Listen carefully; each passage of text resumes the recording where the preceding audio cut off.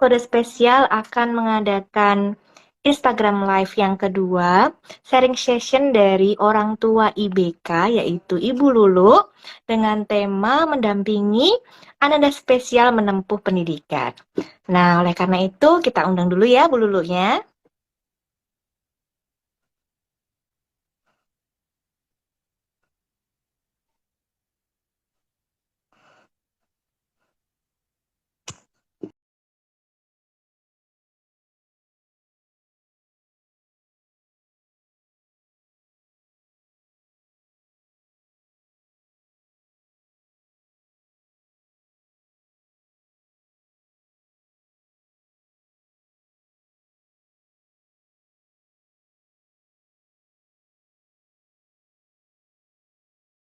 Di Instagram Live kali ini, saya akan membacakan CV singkat dari Ibu Lumi Dewi ini.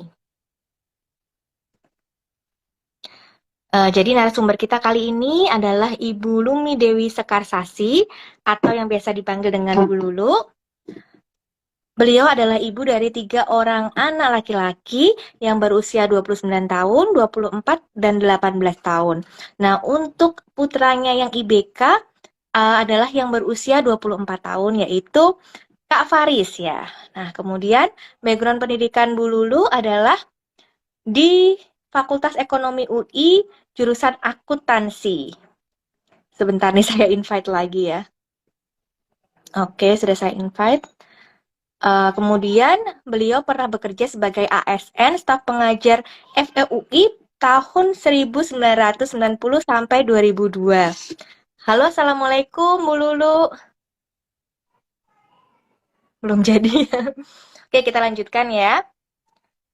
Lalu setelah itu beliau menjadi accounting manager Dwitra Sentra Arta sejak tahun 92 sampai 94.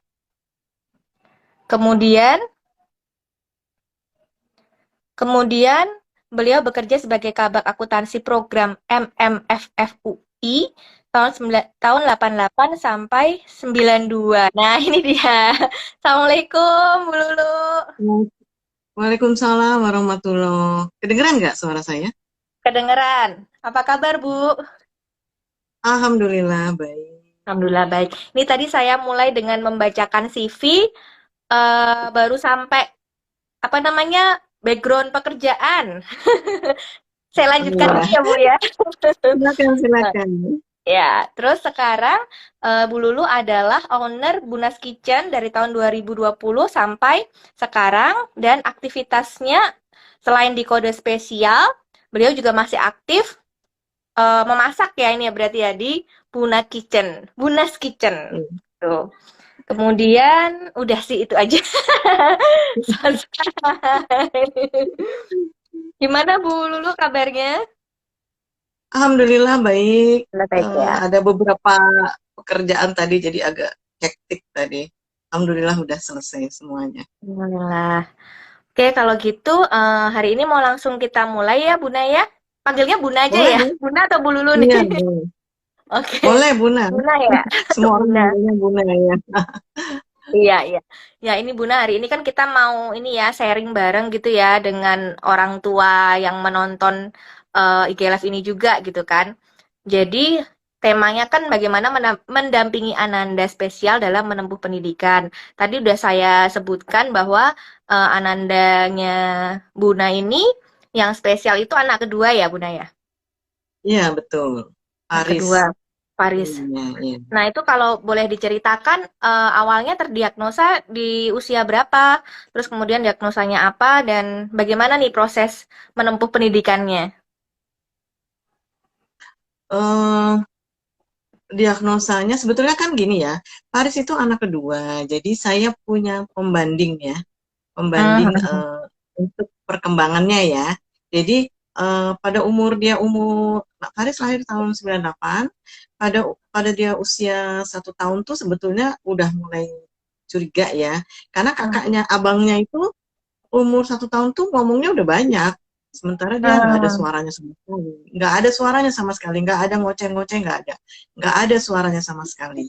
Itu terus tapi kan baru 1 tahun ya, dan zaman itu dokter juga selalu bilang nggak apa-apa gitu kan. Dan juga sebetulnya feeling ada, cuman kan denial gitu. Saya denial, nanti saya cerita ke bapaknya, bapaknya yang denial gitu. Pokoknya ganti-gantian lah yang denial, sehingga akhirnya terus ditunggu lagi sampai akhirnya umur 1,5 tahun itu udah sama-sama nggak tahan kita gitu ya. Ini kayaknya Hmm. harus harus dicari ini ada apa gitu loh, karena selain saya punya pembanding abangnya itu juga saya punya apa, sahabat yang anaknya tuh seumuran gitu, cuma beda bulan aja, dan kan bisa kelihatan ya sahabat saya itu anaknya perkembangannya kok ini beda gitu. Jadi akhirnya nggak tahan, umur 1,5 tahun kebetulan nggak sengaja ketemu dengan teman yang psikolog, terus disuruh disuruh ke tempatnya dia ya. Jadi terus akhirnya kita bawa ke tempat dia, ya anaknya nangis-nangis saat itu ya, mau dilihat tuh nangis. Terus dilihat sepintas aja psikolog itu mengatakan bahwa ya ini kemungkinannya sih autis sih. Saya kirim aja ya ke mana, ke psikiater anak ya. Iya, terang. Eh, ya waktu itu kan psikiater anak itu memang sampai sekarang mungkin ya Dokter Meli Budiman yang paling terkenal. Tapi untuk mendapatkan antrian di Dokter Diagnosa. Meli Budiman itu kan bisa lama Antrian. sekali ya. Iya. Antrian bisa berbulan-bulan gitu baru bisa dapat gitu. Jadi akhirnya dia tanya mau ke Dokter Meli tapi berbulan-bulan atau mau di mana aja, yang penting psikiater anak. Jadi saya milih karena ingin segera ya, karena saya nggak tahu apa-apa waktu itu. Ingin segera, jadi akhirnya di refer ke rumah sakit Pertamina dan Pertama. didiagnosa oleh psikiater anak sebagai memang autis. Oke. Di usia 1,5 itu. 1,5 tahun, ya. 1,5 tahun. Ya. Oke, terus gimana nih? Apa yang pertama kali Bunda pikirkan waktu tahu kalau Ananda ini didiagnosa autis? Karena kan blank sama sekali ya, mungkin juga belum terlalu tahu autis ini apa, atau malah udah tahu sebelumnya tentang autis. Sebenarnya kalau masalah autis itu sudah banyak saat itu ya. Menurut saya Hmm. sudah cukup banyak karena di TV itu udah mulai banyak itu autis diberitakan, diceritakan gitu kan. Terus ada dokter lah segala macam, di berita-berita juga ada banyak. Makanya sebetulnya saya curiga gitu. Oh iya. Cuman eh, sesudah tahu kita kan nggak tahu nih mau diapain gitu kan Oh ya, iya. nggak tahu. Jadi saya cuma tahu bahwa ini kayaknya autis deh, begitu ada apa, diagnosa autis, ada Hmm. lega karena feeling saya ternyata benar gitu loh, bahwa anak Ternyata ini benar. autis. Kalau udah ada diagnosa kan bisa kita pikirkan bagaimana selanjutnya. Tapi saat itu saya nggak tahu apa-apa, saya nggak tahu bahwa autis itu harus diapain, itu saya nggak tahu apa-apa. Saya nggak tahu, dan Oke. yang ada di pikiran saya kalau perasaan ya itu tadi ya, saya sebetulnya saya bingung, Lega. takut dan sebagainya. Tapi Lebih ada lega. leganya juga karena yang saya curigai dan tapi saya denial berbulan-bulan sebelum ini tuh ternyata bener gitu loh. Jadi memang biasanya feeling kita sebagai ibu tuh kuat ya. Gitu. Jadi akhirnya waktu itu yang saya pikirkan cuman ini anak nanti eh, masa depannya jadi apa ya? Gitu, akan seperti apa ya? Gitu ya. Karena waktu itu belum ada contoh. Contohnya ya Hmm. film ini. Contohnya film Rain Man, kalau udah pernah Film. nonton itu yang Dustin Hoffman ya kalau nggak salah ya, yang Hmm. menjadi autis dewasa. Ya kayak gitu loh. Jadi yang Hmm. terbayang adalah ya si Rain Man itu tadi, apa ya, itu kan sangat menakutkan buat kita ya. Jadi itu nanti saya bagaimana nih, anak kita gimana kalau kita udah nggak ada, bagaimana, itu kan ada pikiran saya gitu. Oke, oke, oke. Oke, nah setelah itu ini saya penasaran nih, setelah udah tahu Hmm. gitu ya diagnosanya autis, perjalanan Ananda dalam memilih sekolah dan bersekolah itu gimana ya? Apakah ya dimasukin ke PAUD dan TK biasa, atau diajar sendiri, atau gimana? Iya, sebetulnya begitu kita tahu yang harus dilakukan pertama kan adalah terapi. Terapi Kita nggak ya. mungkin, ya, kita nggak mungkin memasukkan anak ke sekolah dalam keadaan mentah. Oke. Jangan minta dunia luar, itu mau Hmm. itu sekolah, mau itu masyarakat, untuk menerima anak kita tanpa kita lakukan sesuatu dulu gitu loh. Oke. Jadi jangan sampai kita itu karena sekolah itu bukan tempat terapi, beda gitu. Jadi yang Oke. saya lakukan pertama kali adalah mencari terapi yang tepat. Dan Hmm. mencari terapi yang tepat itu tidak mudah gitu ya, karena begitu banyak pilihan gitu kan. Terus kita sendiri sebetulnya nggak tahu gitu kan yang cocok bagaimana, yang mana kayak gitu kan. Jadi memang sempat mencari-cari dulu, tapi saya alhamdulillah nggak lama ya nyarinya. Maksudnya saya nggak sempat shopping terapi gitu ya. Jadi saya sempat di tempat yang pertama adalah tempat psikolog teman saya itu. Hmm. Dia Faris itu menjadi murid pertamanya dia. Jadi dia sedang membuka tempat terapi. Tempat terapinya Oke. baru di apa cat tuh dindingnya Cek. Faris sudah ada di situ. Ya, jadi itu adanya di Mampang waktu itu. Kami dari Depok, Faris umur 1,5 tahun ya itu ya, masih suka Hmm. tidur kan. Jadi Hmm. pinjam mobil sana sini saya kan, karena mobil cuma satu dibawa ayahnya. Jadi untuk sampai dari Depok untuk sampai ke Mampang itu kan perlu perjuangan juga. Perlu Jadi waktu. kita pinjam mobil kemana-mana, terus begitu dibawa ke sana, nyampe sana anaknya tidur. Tapi kan waktu untuk terapi berjalan gitu ya. Nanti udah hampir habis baru dia bangun. Ini terapi sebentar pulang begitulah. Jadi apa kemudian waktu itu terapinya juga kalau saya tanya gitu ownernya itu psikolog teman saya itu dibilang ya ini metode macam-macam gitu digabung. Kemudian eh, akhirnya kita melihat akhirnya sebagai orang tua itu kita harus belajar ya, kita harus terus Iya. belajar mencari tahu bagaimana dengan anak kita. Jadi saya membaca. Waktu itu apa internet tuh belum ada ya. Jadi itu tahun Hmm. 2000 itu internet tuh belum ada. Jadi Tahun 2000. belum ada di rumah tangga tuh belum ada. Adanya di kantor-kantor. Iya, Jadi iya. kita nggak bisa. Kita kalau mau cari ya biasanya ke Pewarna. yayasan autis Selalu atau keluar. apa, yayasan autis, dan ada seminar-seminar gitu. Jadi setiap Oh, seminar saya ada. datang, kemudian cari buku-bukunya, eh, baca dan sebagainya kayak gitu ya. Kita sebagai ibu harus tahu gitu. Jadi jangan hanya menyerahkan anak tempat terapi, kemudian ditinggal, bawa lagi pulang, besok bawa lagi tanpa kita tahu apa. Kita harus tahu sebagai ibu, kita harus tahu secara detail. Jadi waktu itu akhirnya ya itu mencoba dulu di tempat itu ternyata saya merasa tidak cocok, kemudian Hmm. mengikuti suatu pelatihan terapi ABA, kemudian saya merasa ini yang cocok untuk anak saya sehingga kemudian saya pindah pindah ke tempat terapi yang ABA. Itu pun harus waiting list dulu ya, zaman itu tuh semua serba waiting list ya, tahun 2000 itu. Jadi akhirnya sesudah 6 bulan ya, sekitar 5 atau 6 bulan di tempat pertama, baru saya memulai tempat kedua. Dan di situ kami harus melakukan terapi 40 jam per minggu. Dan itu Kayak orang strict kayak orang dilakukan, kerja iya, 40 jam per kayak minggu. orang kerja. Kalau orang kerja dapat duit, kalau kita ngeluarin Keluarin duit. duit. Gitu, ya. Tapi saya melihat di antara berbagai macam, ini yang paling cocok kelihatannya gitu ya. Jadi saya melaksanakannya karena kita memang dikontrol gitu. Kalau kita nggak melaksanakan akan ketahuan dan kita akan di Hmm. DO gitu ya istilahnya. Kalau memang perjanjiannya harus 40 jam ya 40 jam. 40 jam per minggu itu yang di tempat terapi hanya 10 jam per minggu. Karena memang hanya boleh segitu. Sehari 2 jam selama 5 hari per minggu. Sisanya 30 jam berarti per minggu harus dilakukan di rumah. Berarti saya ya. sehari nambah 4 jam lagi.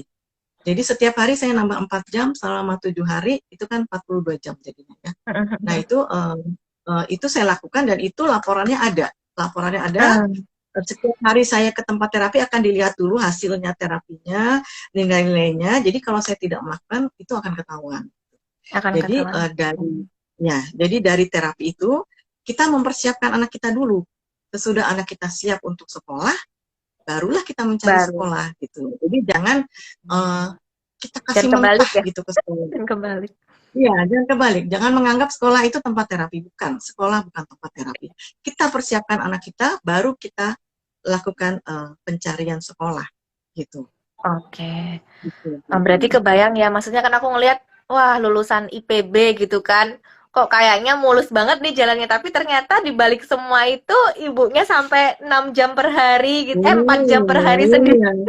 Ah, ya, ya, Jadi ya, ya. dia melakukan 6 jam per hari di umur 2 tahun loh itu. Jadi anak seumur 2 tahun sudah duduk di meja, di kursi dengan meja, melakukan terapi sehari 6 jam. Yang 2 jam di tempat terapi, 4 jam di rumah. Itu anak umur 2 tahun ya. Dan itu sebetulnya mungkin orang bilang nggak kasihan ya umur 2 tahun dan sebagainya ya. ya itu pembiasaan aja sih ya. Kalau anak dibiasakan lama-lama dia akan biasa gitu. Mungkin awalnya nangis-nangis dan lain-lain, lama-lama dia akan biasa dan sehingga eh, apa terapi berjalan baik dan sesudah 2 tahun sudah Terapinya dua perbaikan. tahun. Walaupun ya kita melakukannya 2 tahun, 2 tahun itu sudah pemahaman bagus, kemudian Hmm. komunikasinya sudah ada ya, walaupun belum bagus benar gitu. Jadi persiapkan anak kita gitu sampai dia siap untuk sekolah. Jadi kalau sekolah kan kita anak harus bisa duduk, diam gitu kan, duduk. Dulu Nggak tenang ada nih. sekolah yang membolehkan anak lari-lari gitu kan. Jadi kalau anak saya ya dia udah biasa orang sehari 6 jam gitu kan. Hmm. Jadi Jadi nggak itu kaget intinya lagi ya persiapkan anaknya. dulu. Iya, iya, persiapkan dulu anak kita, baru kita minta orang menerima anak kita. Oke. Nah, Gitu. saat itu, oh jadi gini, berarti begitu kita curiga gitu ya, curiga kok ada yang nggak wajar atau ada gejala-gejala yang kita curigai, lebih baik kita langsung cari profesional untuk memastikan gitu ya pertama. Kemudian setelah itu, Betul, setelah terdiagnosa, cari tempat terapi yang cocok gitu kan ya. Lalu setelah betul, betul. terapi, ketika anak sudah dirasa siap, sudah selesai gitu masa terapinya gitu atau mungkin sudah siap untuk sekolah, baru kita mencari sekolah gitu ya, Bunda ya.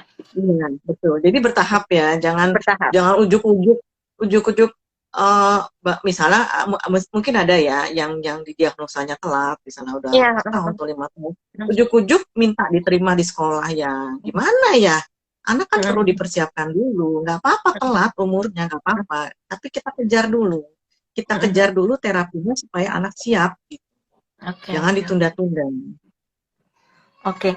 Nah, setelah itu yang dicari memilih sekolahnya memang yang inklusif atau mungkin dapat rekomendasi dari psikolog atau gimana, Buna? Cara memilihnya gitu. Iya. Kalau waktu itu ya di tempat terapi kami itu, di tempat terapi yang Faris ikut di situ tuh, memang targetnya adalah sekolah reguler. Oke, Jadi oke. tidak ada, jadi targetnya adalah sekolah reguler, mainstream. Jadi memang waktu itu tuh eh, dokternya bahkan bilang, ajarkan, jangan biarkan anak kamu mengejar. Ajarkan sesuatu setingkat atau 2 tingkat lebih dulu, jangan, Oh, jadi dia tidak perlu mengejar gitu. Jadi sesudah saya perkirakan anak siap, ya saya mulai mencari sekolah. Memang awalnya trial and error ya. Maksudnya gini, zaman itu saya harus mencari sendiri gitu. Mungkin kalau yang zaman sekarang tuh ada bantuan dari tempat terapi gitu, dicarikan sekolahnya, dipersiapkan. Kalau waktu itu saya memang sendiri gitu ya, saya sendiri. Kebetulan ada, pertama saya coba dulu ya, deket rumah ada, saya coba eh, ownernya, saya temui ownernya gitu ya. Terus ownernya mau menerima, tapi yang nggak bagusnya adalah beliau nggak mau memberitahu pada orang tua lain bahwa itu sekolah umum ya, sekolah reguler ya, oke. bahwa dia menerima hipnotis gitu loh. Jadi saya waktu itu masuk sebagai shadow, eh, orang tua lain kan nggak enak lihatnya gitu, ada bisik-bisik lah dan sebagainya gitu ya, sehingga saya sendiri menjadi nggak nyaman. Akhirnya eh, mbak saya itu asisten rumah tangga saya itu ada yang kita latih menjadi terapis, terapis Oh, rumah ya. Nah, jadi saya bilang kamu yang masuk sebagai, karena saya nggak enak gitu lihatnya sebagai shadow. Ya sama gitu, karena ownernya tidak mau kasih tahu ke orang tua lain bahwa ini ada anak autis di sini. Dan memang mungkin waktu itu belum siap benar ya, jadi anaknya masih lari sana lari sini gitu. Akhirnya saya keluarkan gitu. Akhirnya saya keluarkan. Kemudian waktu itu ada sebuah sekolah yang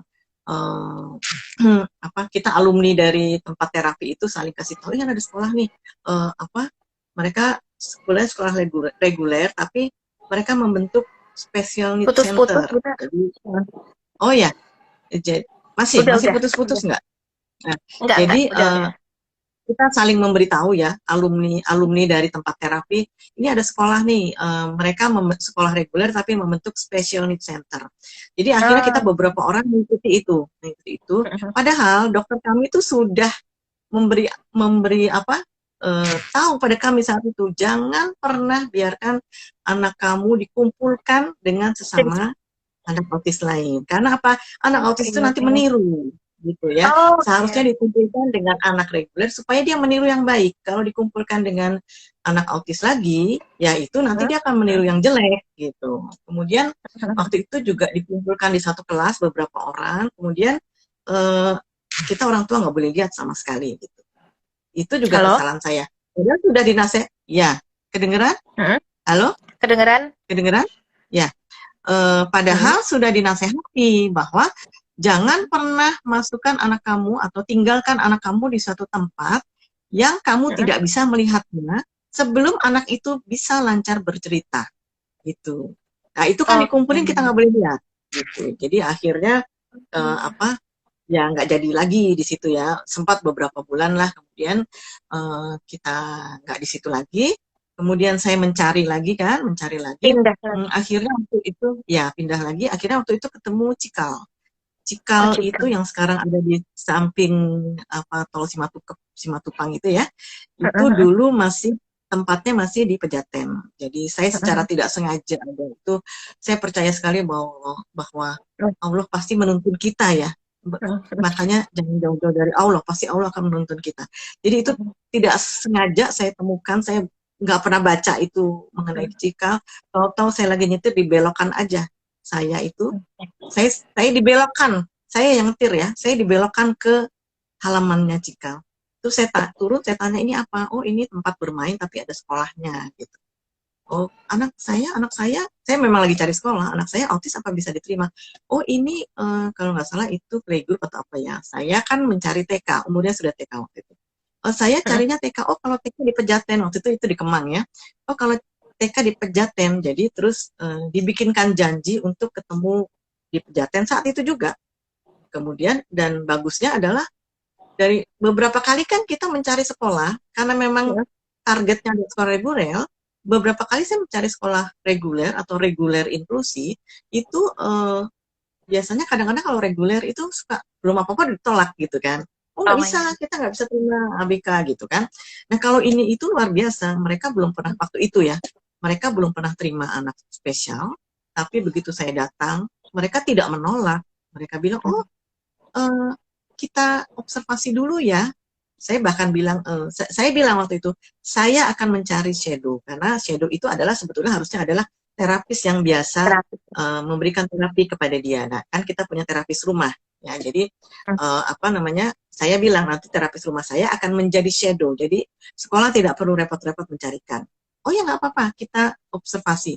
Sesudah diobservasi, hasilnya adalah silakan Bu masuk gitu. Jadi Oh, alhamdulillah. memang memang itu ya trial and error dan uh, jangan lupa bahwa selalu minta sama Allah sehingga kita dibimbing gitu ya untuk mendapatkan yang terbaik. Dan memang di Cikal itu dia perkembangannya bagus sekali ya, Hmm. perkembangan bahasanya bagus sekali. Tadinya komunikasinya itu belum bagus ya, masih apa belum terlalu jelas pronunciation-nya, belum terlalu dua arah.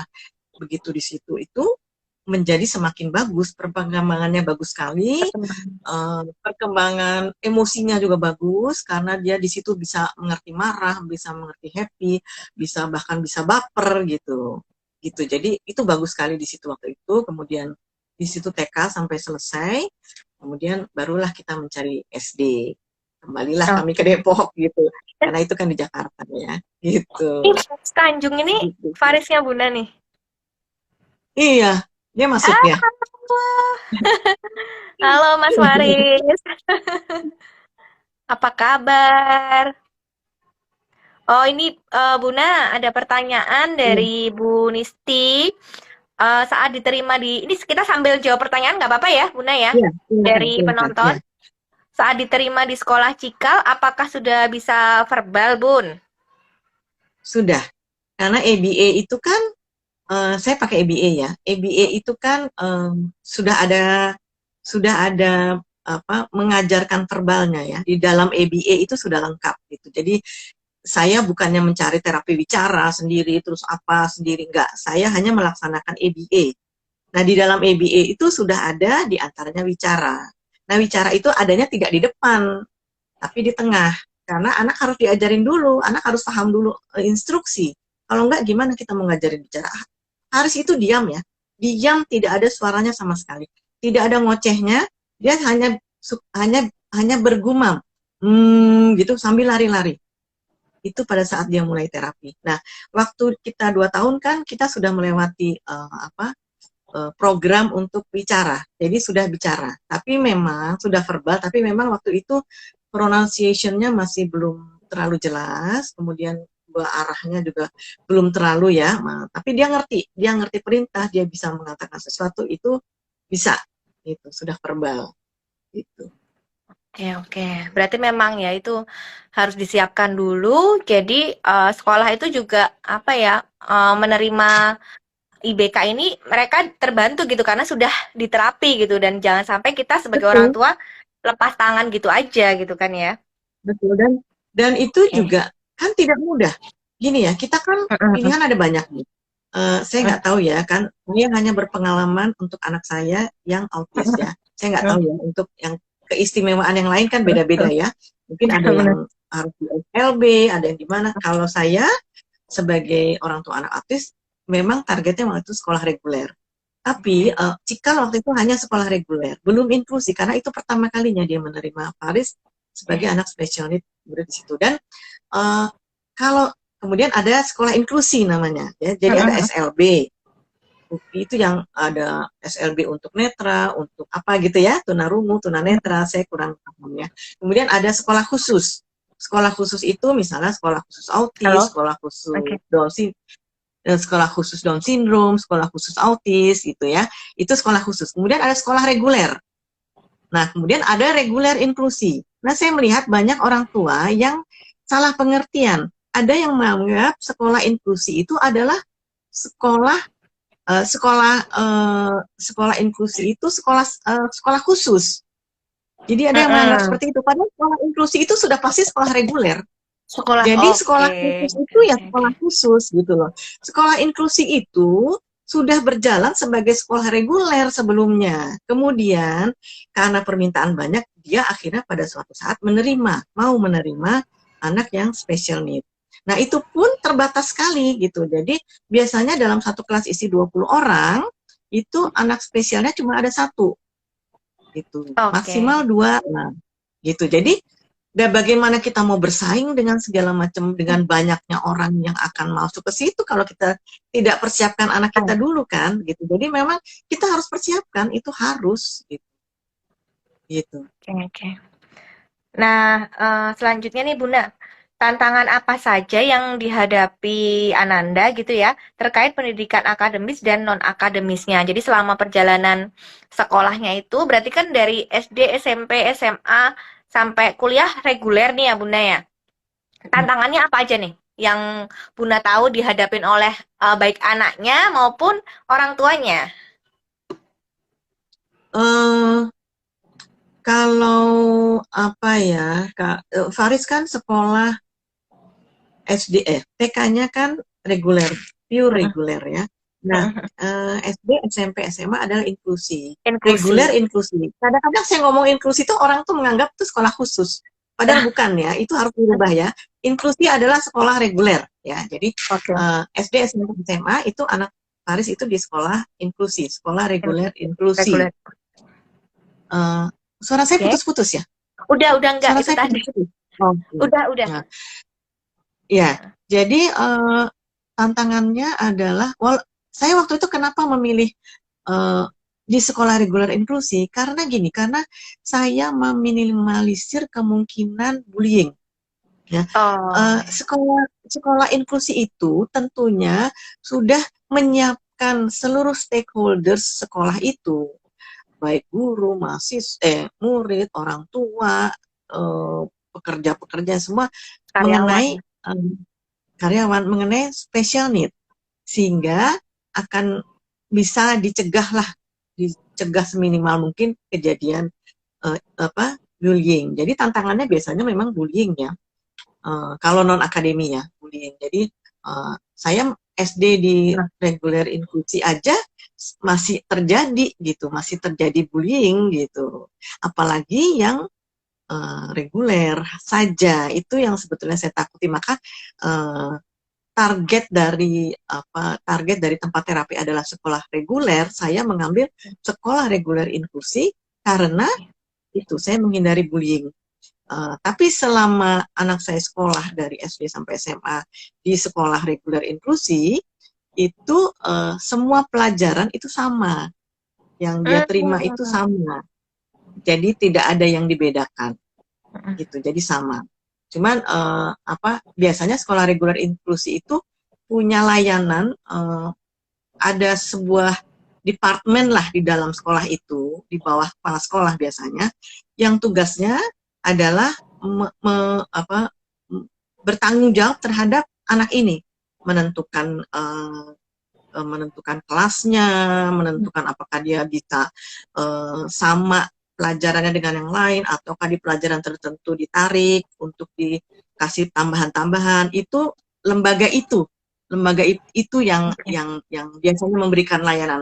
Itu yang membedakan antara sekolah reguler inklusi dengan sekolah yang menerima anak ABK. Kalau sekolah hanya menerima, belum tentu Oh. dia punya departemen itu. Namanya biasanya macam-macam ya. Kalau di sekolah SD SMP itu namanya Learning Support Center. Waktu Hmm. di SMA beda sekolah lagi, namanya Special Need Education, Special Need Unit gitu, Special Need Hmm. Unit gitu, kalau nggak salah gitu. Jadi di situ udah ada. Jadi kalau kayak waktu dia kan pelajaran makin lama makin susah ya. Pada saat pertama kali masuk itu udah sesuai bahwa kita harus mengajari dia setingkat atau 2 tingkat lebih tinggi dari anak-anak supaya dia tidak perlu mengejar. Itu TK Hmm. dan TK sampai SD awal sih itu masih terjadi gitu ya. Karena seperti pada waktu TK itu Paris itu di saat anak lain itu baru belajar mengenai angka 1 sampai 10 mungkin, Paris itu sudah bisa penjumlahan 4 digit ke bawah tanpa simpan gitu. Wah, Jadi itu kan udah berapa tingkat jadi untuk matematika. iya. Jadi itu juga jadi salah satu yang dijadikan oleh wali kelasnya untuk mengajari teman-temannya. Jadi Oh. untuk mensosialisasikan kondisi Faris itu dia masuk dari situ. Itu guru itu Hmm. pinter sekali ya. Jadi dia kasih soal di papan tulis, dia suruh Faris coba kamu kerjakan penjumlahan ke bawah 4 digit tanpa simpan. Terus Faris kan bisa. Terus dia cerita lah si guru itu. Nah teman-teman, Faris itu bisa kan, kalian lihat udah bisa matematika segini pinternya kan. Nah tapi Faris juga punya kelemahan. Seperti semua anak, kalian pun juga punya kelebihan, punya kekurangan. Faris kelebihannya adalah seperti kalian lihat tadi. Tapi Faris punya kekurangan. Mungkin Faris masih suka nangis, mungkin Faris masih suka kadang marah atau apa. Tolong kalian bantu kalau Faris sedang nangis atau marah atau apa gitu. Jadi itu salah satu cara sekolah gurunya untuk mensosialisasikan. Nah, itu jadi memang di awal-awal sekolah itu udah lebih tinggi tingkat 2 tingkat dibandingkan anak seusianya. Tapi kan dengan makin tingginya Hmm. sekolah, grade sekolah makin susah kan. Jadi ya akhirnya ya ke atasnya Faris rata-rata aja. Nah, Oke. waktu itu saya karena kan saya punya terapis rumah ya, karena dari Hmm. ABA kan punya terapis rumah. Jadi waktu itu terapis rumahnya sesudah yang tinggi-tinggi itu saya minta untuk mengajari ulang di rumah gitu ya, sampai SD SMP, SD mungkin ya. Nah waktu SMP udah enggak. Uh, Waktu SMA itu uh, apa departemennya itu Hmm. Haris sudah tahu gitu tempatnya. Jadi kalau dia merasa kesulitan di satu pelajaran, dia akan nanti akan pada saat istirahat dia akan cari tempat itu, departemen Oke. itu. Dia akan bilang, saya kok tadi nggak bisa ini. Nanti akan diajarin, dicarikan gitu. Jadi waktu itu begitu. Jadi sampai dengan dia SMA itu semua pelajaran sama dengan teman-teman reguler dan dia mengikuti UN yang sama dengan teman-teman regulernya. Gitu waktu itu. Nah, jadi tantangannya kalau kalau tadi yang non akademis kan Hmm. bullyingnya Bullying ya. itu kita atasi dengan banyak berkomunikasi dengan pihak sekolah, wali kelas gitu ya, dengan psikolog. Kemudian kalau juga masalah sosialisasi ya, sosialisasi kan itu juga masalah buat anak ini ya. Jadi bisa juga dicari jalannya macam-macam lah. Kita pinter-pinter kita aja ya. Mungkin kita sering ketemu teman-temannya, kita ajak suruh main, kita bawakan minuman, Paris suruh bagi-bagikan dan lain-lainnya. Itu untuk non akademis. Kalau akademis ya itu tadi udah 2 tingkat di atasnya kan. Kalau Hmm. makin tinggi Ya, dia sudah mulai belajar sendiri dan waktu itu mau men- kalau mau menjalani UN itu saya kan akan bimbelkan dia gitu loh. Bimbel. Waktu awal SD itu saya bimbelnya ke tempat terapi gitu. Cuman saya minta tempat terapi Hmm. yang saya kenal ya. Tempat terapi yang saya kenal. Tapi saya mintanya ini tolong persiapan untuk UN dan melanjutkan sekolah. Itu SMP sudah sudah bimbel biasa gitu. SMA Oke. juga bimbel biasa. Masukin aja ke bimbel biasa. Itu tantangannya ya, dan apa yang saya lakukan untuk mengatasinya gitu. Oke. Oke nih Gitu kita ke mungkin. pertanyaan dulu Buna. Tadi ada Bu Nisti juga. Eh, Anak saya saat ini usia 4 tahun 3 bulan. Pernah terapi ABA selama 1,5 tahun, namun belum verbal. Sebaiknya saya mulai cari sekolah dulu atau lanjut ABA dulu hingga verbal ya, Bun? Kalau saya kok menurut saya lanjutkan dulu ya. Kalau belum bisa verbal nanti bagaimana di sekolah? Oke, 4 tahun Iya tuh kan? kan juga Jadi masih ada waktu lah ya. iya, masih ada waktu. Nggak apa-apa, telat dikit nggak apa-apa. Faris pun waktu itu telatnya setahun ya, setahun telatnya. Dibandingkan teman-teman seumuran itu dia lebih tua setahun. Nggak apa-apa, nggak apa-apa. Tapi kita siapkan dulu gitu loh. Sekarang bayangkan aja kalau nggak bisa, belum bisa verbal terus di sekolah mau ngapain? Gitu kan? Itu kalau saya sih, ya, Oke. gitu Oke, judulnya. semoga menjawab ya Bu Nisti. Terus ini ada Bapak ya. Assalamualaikum Bu Lulu, ini dengan Ane. Oh Ibu ternyata. Apa kabar Bu? Sehat ya? Mau tanya Ya, apa hal dasar alhamdulillah yang sehat. apa hal dasar yang harus kita ajarkan pada Ananda jika kita sendiri yang mengajarkan di rumah, jadi nggak bersekolah secara formal. Anandanya ABK. Anandanya ABK enggak? Coba ini Bu Ane, Ane ya, Ane, Anandanya ABK Anandanya enggak? ABK tidak Kalau ABK lanjut Kang. tentu kita persiapkan dulu ya, terapi dulu seperti tadi gitu. Kalau gini loh, kalau sudah terapi, kalau istilah di tempat terapi saya sih sudah sembuh gitu. Kalau terapinya Oh, sudah selesai, anak itu sudah apa ya, sudah seperti anak-anak yang lain, komunikasi biasa. Nah, itu apa namanya? Ya itu udah dianggap sembuh gitu. Jadi perlakuannya udah seperti anak-anak lain gitu loh. Jadi kalau misalnya pun mau di rumah, ya kan tetap aja ya misalnya kayak dasar-dasarnya untuk dia homeschooling bisa atau belajar. Ya nggak apa-apa, homeschooling pun nggak apa-apa kalau misalnya pilihan orang tua seperti itu. Tapi kan tetap anaknya mesti disiapin. Kalau iya. anaknya aja pemahamannya belum ada, bagaimana kita mau mengajarkan pelajaran-pelajaran gitu kan? Tetap tetap mau homeschooling, mau sekolah di reguler atau reguler inklusi atau tetap kan harus dipersiapkan dulu anaknya Oke. gitu. Oke. Oke, nanti Bu Ana bagaimana nanti mungkin bisa dijawab ya apakah ada tambahan pertanyaan atau tidak. Oke, kita lanjut Buna. Nah, ini saya juga penasaran nih. Setelah lulus SMA itu kan berarti ini ya nantinya kan akan memilih gitu ya. Kalau kayak kita dulu juga pasti kadang banyak yang bingung mau milih jurusan apa nih gitu ya, mamanya mau lanjut kuliah gitu. Bahkan banyak yang ternyata setelah lulus itu ternyata nggak sesuai dengan minatnya atau bakatnya dan taunya tuh telat gitu kan. Nah, kalau Buna sendiri gimana nih caranya akhirnya kok bisa tahu minat atau potensi dari Ananda ini sehingga apa mungkin Buna memberikan saran atau malah Anandanya sendiri yang sudah mengetahui potensinya terus dia memilih jurusannya untuk kuliah. Iya, itu juga ini ya, itu juga masalah sendiri ya. Karena Hmm. nggak usah yang autis ya, yang biasa aja kadang bingung ya, mau apa gitu loh, mau kemana gitu. Nah, Faris itu kalau waktu itu ditanya, kita udah sebetulnya dari SMA kelas 1 tuh kalau kan kita selalu ada meeting ya. Jadi orang tua itu ada meeting berkala dengan psikolog sekolah, dengan wali kelas, dengan koordinator guru, dengan apa departemen tadi ya, LSI tadi, itu kita rutin rutin di setiap awal semester atau awal tahun gitu, kita meeting. membicarakan apa yang harus dilakukan untuk Faris ke depan, apa kemarinnya bagaimana gitu, terus ke depan bagaimana.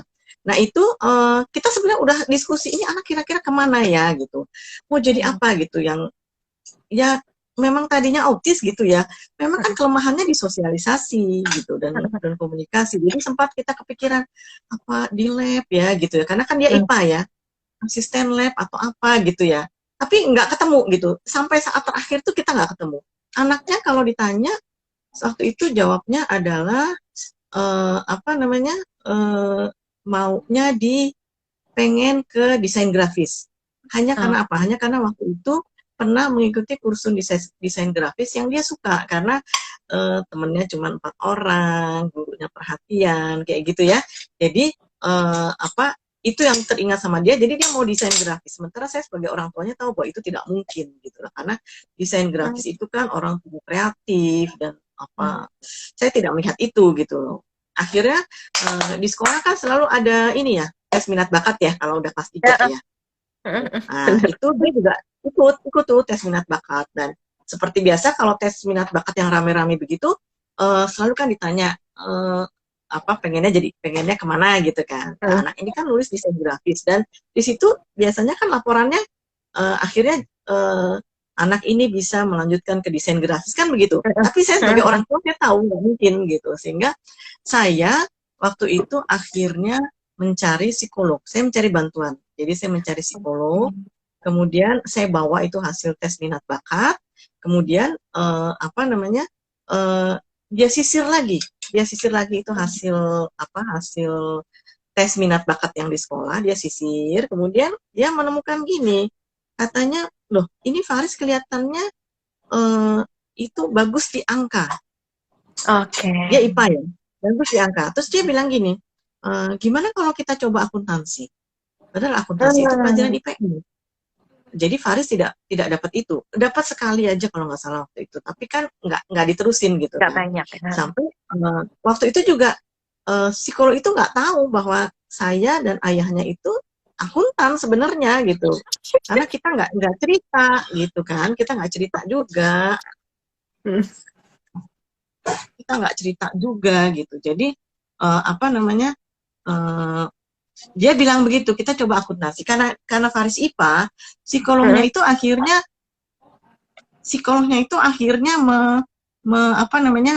menyarankan gini. Kita coba dia les ya, les akuntansi ya, untuk melihat, bukan untuk dia pinter akuntansi, tapi untuk melihat apakah dia kira-kira sanggup nggak gitu. Jadi akhirnya waktu itu bahkan psikolog itu yang mencarikan, ya guru sekolahnya juga. Jadi sebetulnya guru di sekolahnya Faris, cuman yang IPS, Faris kan IPA. Jadi waktu itu dicarikan, akhirnya sempat les sebulan aja, karena waktunya udah nggak cukup, karena kan Faris ikut bimbel, sekolahnya jauh, pulang harus bimbel kayak gitu. Jadi waktunya udah nggak ada ya sebenarnya gitu. Jadi kemudian akhirnya sebulan itu gurunya melaporkan bahwa nggak apa-apa, ini anak bisa kok di akuntansi gitu. Jadi akhirnya psikolog itu mengatakan gini, saya menyarankan akuntansi, tapi ibu nggak usah terlalu muluk harus S1 akuntansi, nggak usah Bu, pelan-pelan aja. Kalau ada D1 aja dulu, D1 nanti D1 selesai naik D2 selesai naik D3. Tapi kan nggak ada ya, nggak ada kan D1. Jadi akhirnya kita mencari D3, dan waktu itu sebetulnya pekerjaan berat ya buat Faris, karena kan Faris di sekolah itu IPA. Karena dia IPA, kita juga bimbelnya kan udah dari tahun yang lalu ya, setahun kan. Bimbelnya itu juga kan IPA. Jadi dia harus selesai, dan UN-nya kan juga IPA. Jadi dia harus selesaikan dulu nih bimbel dan UN-nya dengan IPA-nya dia. Nah, sesudah itu baru dia belajar sendiri untuk IPS-nya. Ya, untuk mengikuti tes masuknya. Waktu itu saya tanya sama Faris kata Bu Fitri, waktu itu namanya Bu Fitri ya psikolognya. Kata Bu Fitri, Faris disarankan untuk, waktu itu Faris juga diajak ngomong dan diberi. Faris waktu itu agak menolak gitu, karena dia pengennya desain grafis itu tadi kan. Tapi Bu Fitrinya itu memberitahukan, akhirnya Faris setuju. Jadi saya bilang, Faris waktu itu Bu Fitri kan bilang, Faris sebaiknya D3 aja. Nah kira-kira Faris mau mencoba tes masuk S1 dan D3, atau Faris mau D3 aja? Enggak, aku D3 aja. Jadi akhirnya Faris memang waktu itu nggak mencoba S1. Memang saya pikir ngapain juga ya, memang kita nggak kita udah, ya itu tadi saya menuruti kata psikolog bahwa kita nggak perlu terlalu muluk lah.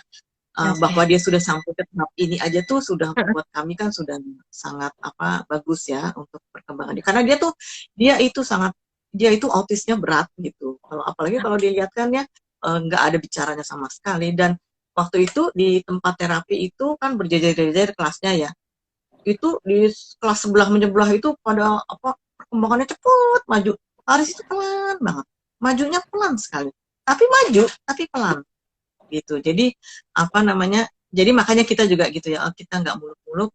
Dan saya melihat juga nilainya juga rata-rata aja di sekolah. Jadi akhirnya itu yang kita ambil saran dari psikolog gitu. Oke, oke. Jadi akhirnya ambil D3 akuntansi dan lolos ya Akuntansi, berarti ya. iya, iya, gitu. Eh, nah terus setelah apa namanya lolos tadi, apa nih dukungan yang Bunda berikan ke Ananda Faris untuk untuk membantu Ananda dalam menggapai cita-citanya gitu. Atau mungkin pas itu yang dipikirkan adalah yang penting lulus nih. Atau mungkin udah ada cita-cita setelah lulus mau kemana atau gimana Bunda? eh Belum tahu ya.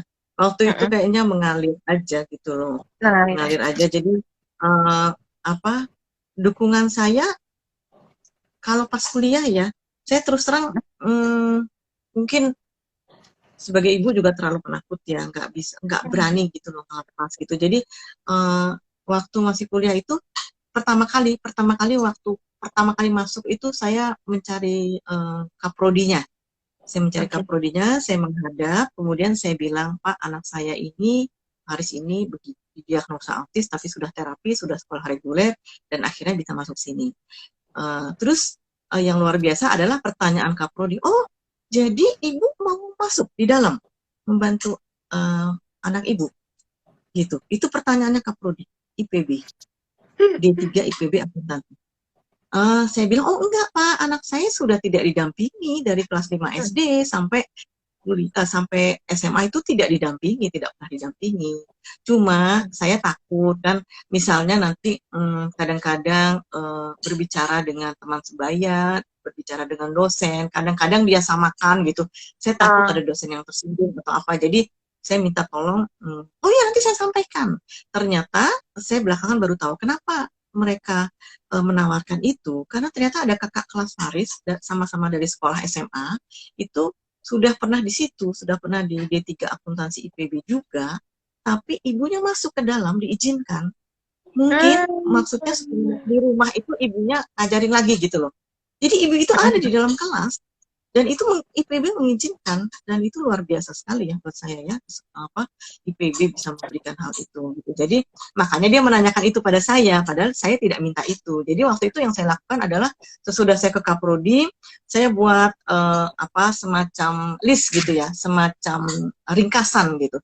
Ringkasan mengenai Faris, nama Faris, terapi diagnosa autis, terapi dari kapan, sekarang yang masih tersisa apa, kayak gitulah misalnya takutnya bicara dengan orang tua disamakan dengan bicara dengan teman sebaya. Nah itu saya perbanyak, saya print, saya perbanyak di semester 1 awal itu. Setiap ada mata kuliah saya nongkrong dulu di situ. Begitu dosennya datang saya kejar dulu. Saya kejar, saya kasihkan itu. Pak, mohon maaf, ini ada Oke. di kelas Bapak ada ini, anak saya ini dia sudah saya terangkan sedikit lah, ini ringkasannya. Oh iya, nggak apa-apa. Rata-rata dosennya baik-baik ya, helpful Welcome. dan ya welcome dan teman-temannya luar biasa. Teman-temannya juga luar biasa. Kadang itu mereka nganterin Faris sampai ketemu sama waktu itu kita ada driver yang antar jemput ya, sampai ketemu sama drivernya itu. Sementara Farisnya kan cuek gitu, keluar dari kelas dia jalan aja. temennya yang sudah tuh Pak ini Faris gitu gitu ya. Jadi gitu. Jadi itu yang saya lakukan waktu itu. Dan bahkan ya itu dosennya. Ada waktu itu satu dosen yang setiap habis mata kuliah dia foto, terus dia kirim ke saya. Bu, ini tadi Ya, Faris gitu. Itu luar biasa, IPB. Salut untuk IPB dan terima kasih untuk IPB yang sudah demikian inklusif ya. ya. Inklusif tanpa perlu gembar-gembor. Ya, Oke. gitu. Iya kayaknya kalau kampus aku jarang dengar ya ada istilah kampus inklusif atau itu kita Iya. bisa nanya langsung gitu ya ke apa bagian TU mereka atau ya cari tahu sendiri gitu Gini, kali ya, Bunda ya? rata-rata gini, kalau udah tingkatnya perguruan tinggi, nggak ada Mm, kekhususan dalam penerimaan. Ya, dalam mm, penerimaan itu nggak ada kekhususan. Jadi mm. sesudah masuk barulah kita cari. Nah itu kan Oke. eh, apa keistimewaannya atau spesialnya si anak beda-beda. Mungkin Mm, cari mm. bantuan ada yang perlu kursi roda, ada yang Oh, ya. perlu apa gitu ya. Itu biasanya seperti itu. Dan itu saya sudah lihat sih waktu itu di Universitas Brawijaya saya lihat ada Mm, untuk special need ya. Terus di mana lagi ya? Kalau di UI saya nggak tahu ya. Di UI saya nggak mm. tahu. Tapi yang di mana di Universitas Brawijaya saya lihat ada sebuah kantor gitu yang itu untuk bantuan layanan special need. Itu juga saya pernah lihat waktu saya Halo? studi banding di. Iya, halo, halo, halo, Halo, putus-putus, gimana? Bunda. Iya, halo, halo, bisa dengar? Gimana nih?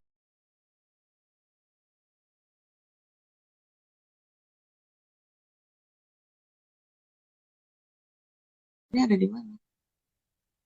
Iya, halo, masih dengar nggak? Nggak ya? Oke, Dengar nggak? masih reconnecting. Heeh, heeh. Udah kedengeran. Sudah Udah? kedengeran. Tadi sampai yang di Universitas Brawijaya Iya, apa? ada, ada. Ada unit apa Eh, gitu. ya, unit untuk layanan untuk special need. Cuman kan special need itu macam-macam ya. Mungkin ada yang untuk butuh untuk kursi roda atau bantuan apa gitu ya, untuk tunanetra kayak gitu-gitu. Nah kalau untuk autis saya nggak tahu. Waktu itu libur ya, jadi saya nggak bisa masuk untuk nanya waktu di Brawijaya. Di UI saya nggak tahu. Di IPB seperti tadi ya, bahwa mungkin Heeh, dari masing-masing prodinya itu ya. heeh. Kemudian saya pernah lihat hal yang sama, ada layanan untuk apa ABK apa IBK itu di Jepang, itu ada di universitas mana waktu itu saya lupa, itu saya studi banding ke sana, itu memang ada, tapi memang harus masuk dulu. Jadi tidak Oke. ada khususnya untuk anak bisa masuk gitu loh. Berarti Kecuali yang memang ujiannya ujiannya sama gitu ya intinya ya. Ujian masuknya sama, sama ya. ujiannya sama. Iya, kecuali yang memang prodinya adalah untuk ABK. Misalnya yang ada di PNJ, Politeknik Negeri Jakarta. Itu ada prodi eh, manajemen pemasaran untuk warga negara berkebutuhan khusus, kalau nggak salah begitu. Oke. Nah, itu apa namanya? Itu ujiannya beda gitu. Oke. Ya, tapi kalau untuk yang reguler ya sama masuknya Oke, gitu. sangat tercerahkan ya, Bunda ya. Semoga orang tua yang sedang menonton juga bisa apa namanya belajar gitu ya dari sharingnya Bunda. Kita ke pertanyaan lagi ya Bunda ya. Takutnya soalnya nih Iya, 1 jam iya. biasanya mati. Bu Lulu ini Ana lagi. Kalau Oh anak saya iya. senangnya menggambar, sebaiknya diarahkan kemana ya? Sekarang 11 tahun usianya, diagnosanya ASD. Autis juga berarti. Iya. 11 tahun. Kalau memang apa secara akademis memang gini, saya itu biasanya mengingatkan orang tua bahwa sampai umur mungkin 12 atau 13 itu kita usahakan dulu ya. Kita kejar dulu gitu. Siapa tahu dia bisa, kan kita nggak tahu ya. Jadi jangan jangan baru umur 6 atau 7 udah masuk ke sekolah khusus gitu loh. Jadi siapkan dulu, kejar dulu, terapinya dulu.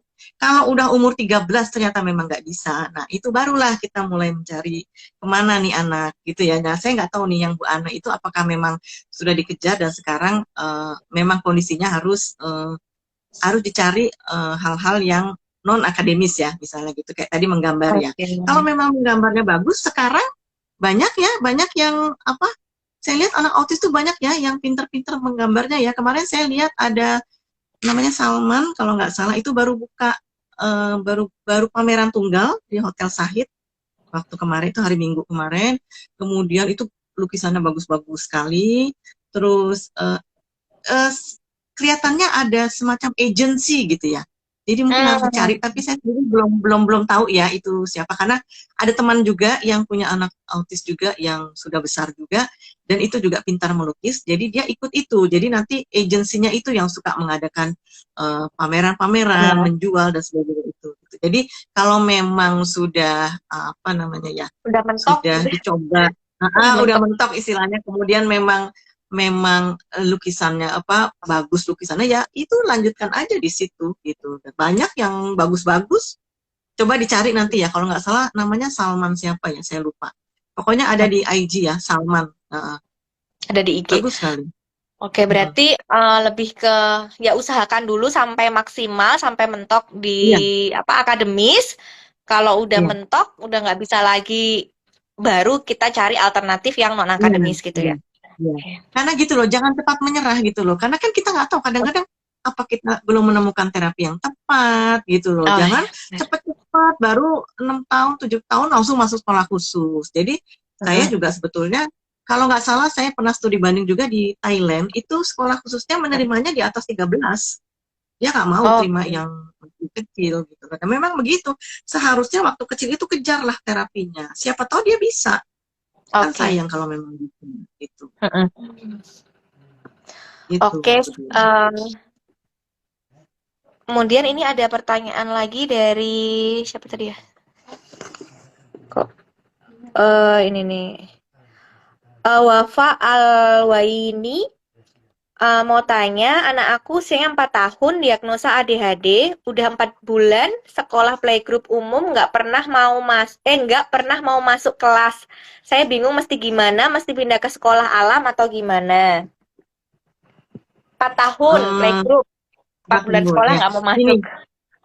iya, saya kan pengalamannya di autis ya. Jadi Mm-mm. sebetulnya autis sama ADHD itu beda, beda cabang ya. Oke. Jadi kalau Autism Spectrum Disorder atau ASD itu tidak ada ADHD di dalamnya. Jadi kalau menurut dokter saya, dokter yang menangani Faris, ADHD itu tangani dengan diet, bahkan nggak perlu terapi Oh, kalau menurut beliau ya.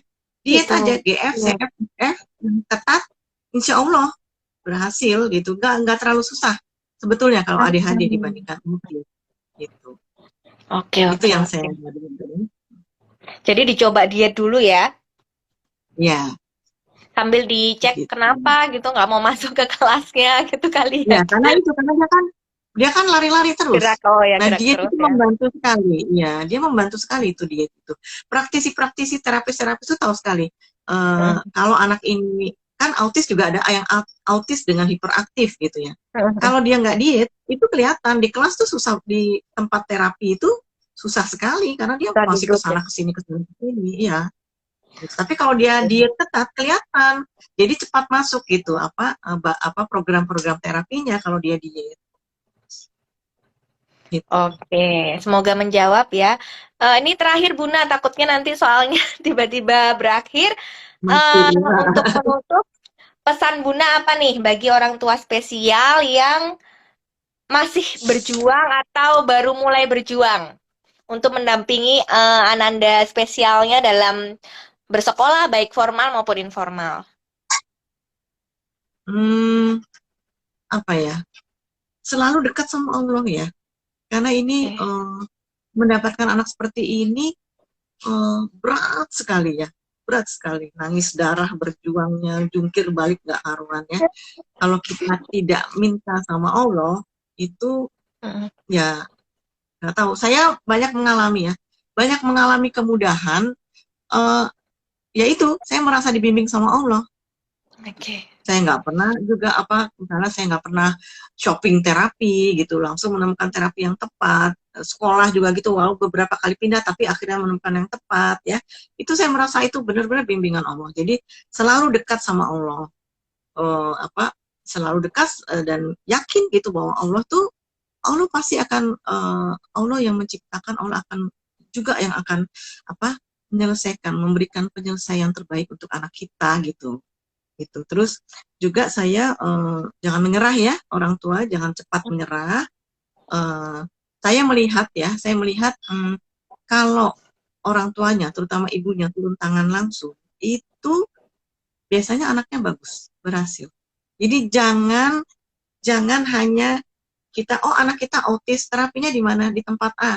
Datang, taruh, anaknya masuk, kita rumpa-rumpi, atau kita jalan-jalan kemana-mana, jamnya selesai, kita ambil lagi. Di rumah kita nggak kerjakan, kita nggak tahu apa yang dikerjakan pun di tempat terapi, kita nggak mendalami. Jadi ibu harus pinter, kita harus belajar, tahu detail apa yang dikerjakan pada anak, sehingga kita tahu persis gitu loh. Kadang-kadang kan nggak tepat, kita kan nggak tahu yang tepat tuh yang mana sih untuk anak kita gitu. Kalau kita nggak belajar, kita mana tahu yang mana yang tepat. Nah kalau kita udah belajar, jadi kita tahu, oh iya ini sekian bulan kok nggak ada perkembangan signifikan ya. Apa saya perlu cari tempat lain? Coba belajar gitu loh. Jadi jangan sampai di tempat itu sampai setahun, 2 tahun, setahun 2 tahun sih biasa ya. 5 tahun, 6 tahun, 7 tahun di situ terus, ya berarti kan perkembangannya seperti apa gitu loh, kok sampai anak bertahun-tahun sampai 7 tahun, 10 tahun di tempat terapi itu, terus mau sampai kapan kan gitu. Jadi ibu harus belajar dan ibu harus, orang tua terutama ibu harus belajar dan harus turun tangan. Dan ini tidak tergantung dengan uang ya, jangan jangan memakai alasan saya nggak punya uang. Saya punya sahabat yang secara finansial tidak tidak terlalu baik, tapi dia berhasil dengan caranya sendiri ya, melatih anaknya itu dengan insting dia sebagai ibu ya. Dia nggak bisa ke tempat terapi, dia hanya lihat, dia pelajari, dia melatih anaknya sendiri. Anaknya sampai sekarang tuh sudah bisa lulus SMK, sudah mandiri, jualan telur asin ya. Tapi saya juga ada contoh yang uangnya nggak ada serinya, banyak banget, segala ada gitu ya. Tapi anaknya ya, dayang-dayangnya anak sih banyak ya, kemana-mana anaknya tuh ada 4 dayang-dayang yang mengikuti. Tapi udah umur mungkin 11, 12 ya masih begitu, atau bahkan mungkin 15 ya, masih begitu gitu. Jadi ibu harus turun tangan, jangan menyerah, percaya bahwa Allah akan memberikan bimbingan untuk kita, untuk yang terbaik buat anak kita. Itu kira-kira ya, Bu Dian. Oke, oke, makasih banget Buna. Banyak banget sih insight yang aku dapat. Apa namanya, nggak, dan ini nggak terbatas pada anak spesial yang autis aja gitu ya, kayaknya bisa dipraktekkan untuk orang tua lain yang punya anak spesial dengan diagnosa yang berbeda gitu ya Buna ya. Makasih Iya. banyak, eh, IG Live malam ini saya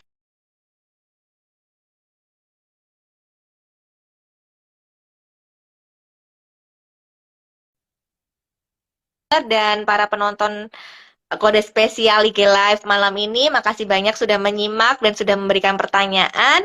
Insya Allah nanti kita ketemu lagi di 2 pekan ke depan. Oke, terima kasih semuanya. Makasih Buna. Terima kasih, Terima terima banyak ya. kasih. Semangat teman orang tua. Assalamualaikum. Waalaikumsalam Sampai ketemu. warahmatullahi wabarakatuh. Terima kasih, Bu Dian. Iya, sama-sama.